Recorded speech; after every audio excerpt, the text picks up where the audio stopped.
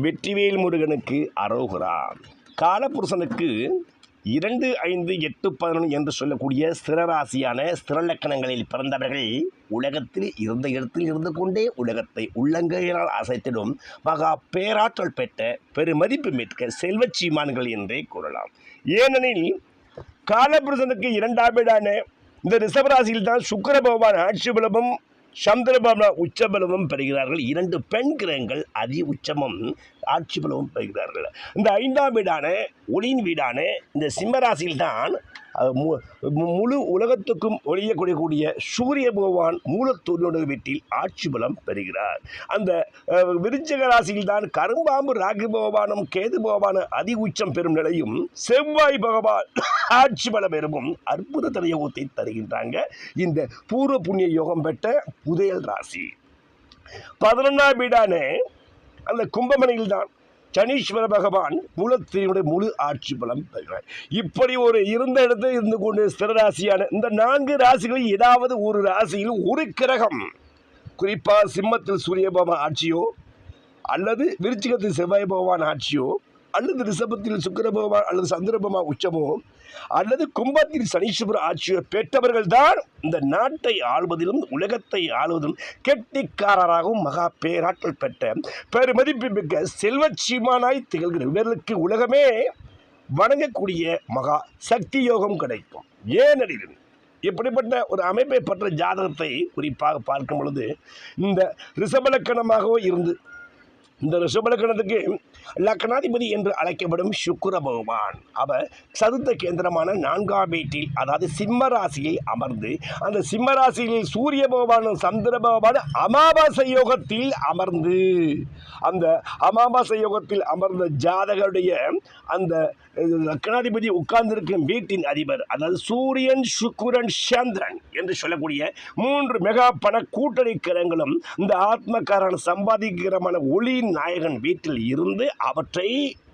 குரு பகவான் மேஷராசியில் அமர்ந்து 5வது விசேஷ பார்வை லக்னாதிபதியும் ராசியாதிபதியும் கதி என்று சொல்ல சூரியனை பார்க்கும் நிதர்சனமாய் ஒரு ஜாதகருக்கு ஏற்படும் பொழுது இந்த ஜாதக முழு நிலவை போல் ஒளிகளுக்கும் பிரகாசமாய் வாழக்கூடிய பிரகாசமான வாழ்க்கை முறை இவருக்கு கிடைத்தே தீரும். இவருடைய லக்கண புள்ளி என்று அழைக்கப்படும் இந்த சூரியபவன் லக்கண புள்ளி இவர் கார்த்திகை 4 என்று சொல்லக்கூடிய அந்த ரிஷபத்தில் அமர்ந்து அந்த லக்கண புள்ளி நாயகன் ஆட்சி பெற்றிருப்பதா அந்த ஆட்சி பெற்ற வீட்டில் லக்னாதிபதி உட்கார்ந்திருக்கும் இவர்கள் அரசியலில் ஜொலிக்கக்கூடிய நிலையமும் மகா தனபெருவ வாழக்கூடிய நிலவும் பேராற்றல் பெற்ற பெருமதிப்பு செல்வச்சியுமானாக அனைவரும் வணங்கக்கூடிய மகா சக்தி வாய்ந்தவராய் இருப்பார். இப்படிப்பட்டவருக்கு அந்த 5க்குரிய பூர்வ புண்ணியாதி என்று அழைக்கப்படும் புதன் பகவானும்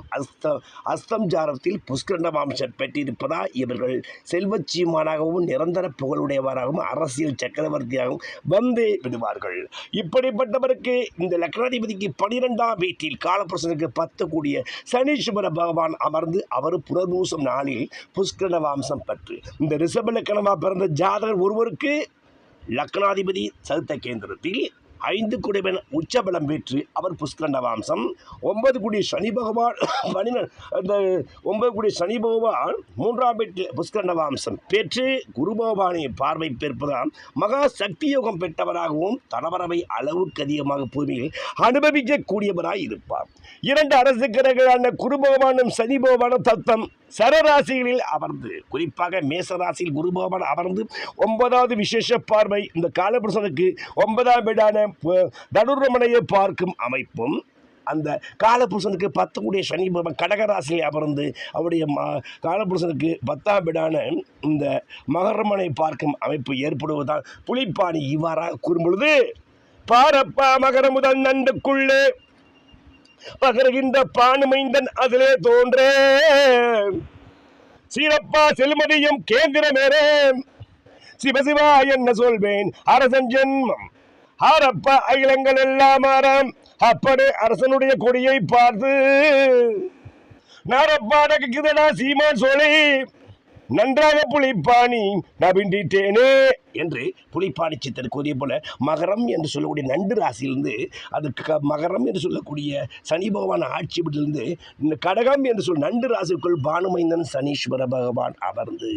இந்த லக்கண கேந்திரத்தில் சந்திர பகவான் அமர்ந்தால் இந்த ஜாதக மன்னருக்கெல்லாம் மன்னராக வரக்கூடிய முதலமைச்சராக